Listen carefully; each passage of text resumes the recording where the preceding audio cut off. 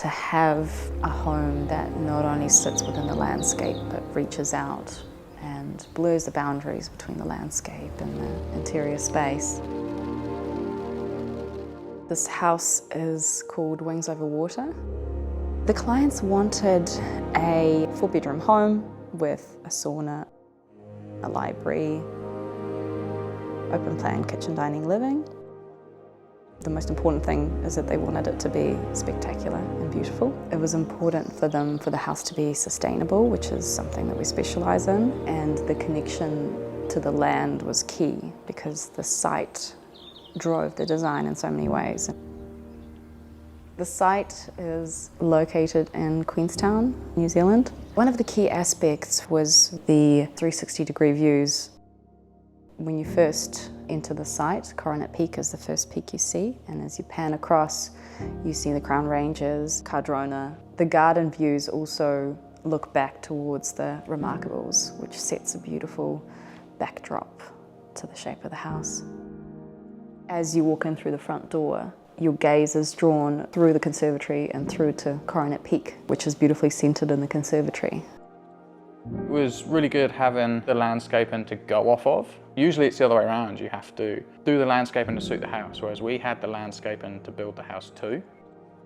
It's not just what's through the window, it's what's beyond. You could see that from the start. The reflections off the pond made more sense. That's a detail that we want to capture.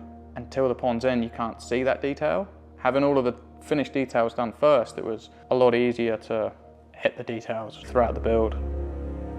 The client loved a natural timber flooring from Forte, the Artiste Grande Picasso plank. This worked beautifully into the Central Otago colour palette. The Forte flooring was a real good product to use because it really aligned with the rustic timber feel to the whole house.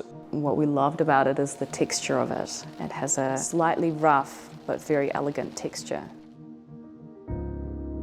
The whole house is designed with the living spaces on the northern side and the more utilitarian spaces on the southern side. This allows for the northern soffites to be high and open. In the open plan kitchen, dining, living area, the ceiling is at the highest and the soffites are at the highest, and they kick out the furthest. As you walk towards the bedroom block, the ceiling starts to drop down and the soffites kick in. And what that allows is for the low winter sun to be drawn in deeply into the building and the summer sun to be shaded by the oversized eaves. You maintain a cooler temperature in the summer and you warm up the space in the winter. The conservatory is an interesting space that we added as a heat sink. The tiled floor helps absorb the heat through all the high-level glazing. In the winter, you can open up the doors and let the heat back into the house.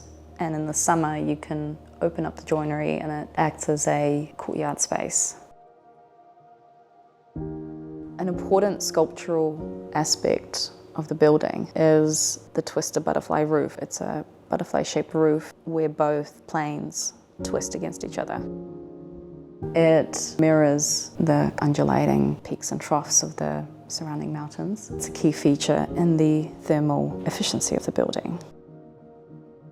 The exterior cedar cladding was selected to connect to and mimic the surrounding colour palette and textures of the landscape.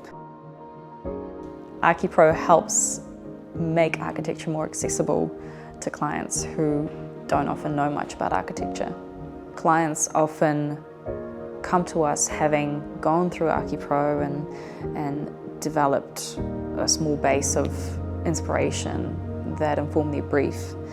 And so this helps us start this dialogue about architecture and about design and what they're wanting. Every time you come back, it looks different. Different seasons. A lot of that's down to, the landscaping. It's almost mind-blowing every time you walk down the drive. My favourite aspect of the project would be this connection to the land. In particular, how it changes as you walk from room to room. You get a slightly varying view of the gardens and this connection to the landscape.